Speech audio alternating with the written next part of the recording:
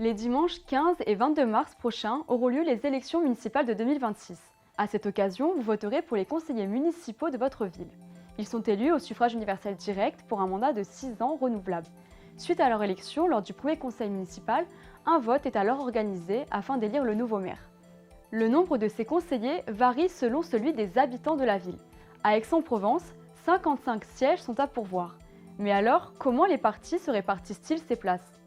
Si une liste obtient la majorité absolue des suffrages exprimés au premier tour, elle récupère d'office 50% des sièges, les autres étant ensuite attribués proportionnellement entre les listes ayant obtenu plus de 5% des suffrages, dont celles ayant eu le plus de voix.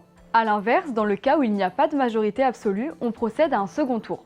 Dans cette situation, seules les listes ayant obtenu plus de 10% des suffrages peuvent se maintenir. Celles ayant récolté entre 5 et 10% des votes ont, elles, la possibilité de fusionner avec une liste ayant obtenu plus de 10%.